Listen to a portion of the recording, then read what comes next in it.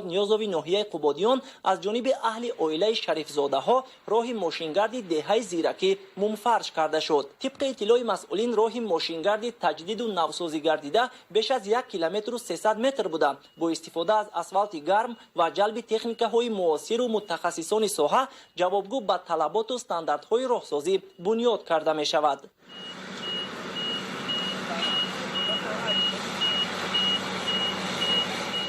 ما تصمیم گرفتیم عائله شریفزاده‌ها و با جمعی مردم که همین راهی دهه را 1350 متر با مبلغ 647,000 سومانی با اسفالت گرم اسفالت پوش کرده ایستاده. قابل ذکر است که ساکنان محل از عملیگردی اقدام مذکور شاد و مسرور میباشند، زیرا به گفته آنها این راه سالیان زیاد تعمیر طلب بود و در رفت و آمد واسطه های نقلیات مخصوصا در دوره زمستان مشکلی ها ایجاد میکرد.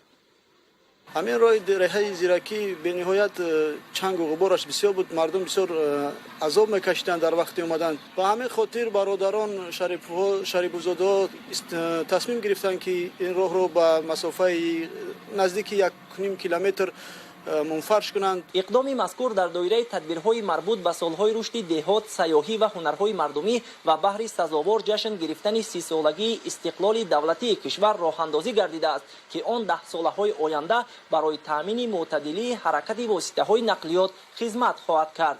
با اطلاع مسئولین طی سالهای اخیر از جانب عائله شریفزاده‌ها در حدود ناحیه قبادیان پیوسته چنین عملهای آبادانی و سازندگی انجام داده می شود که بهر رشد محل و بهداشت شرایط کار و خدمترسانی ساکنان نگرانیده شده است. در آینده اقدام گرفتیم که یک حوالتخانه در این دهه بنیاد کنیم که آبادی زیبایی همین دیارمون با خوبتر شود.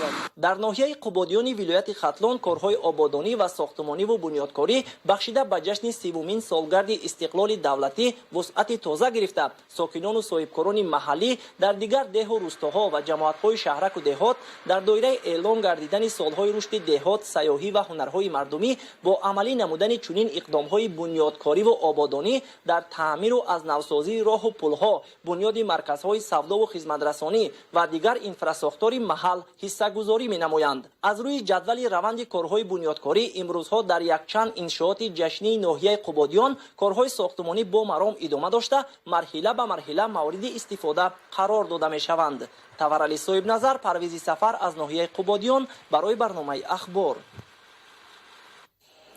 بینندگان گرامی، نشر نوبتی برنامه اطلاعاتی اخبار به انجام رسید. خیر، سلامت و سربلند باشید.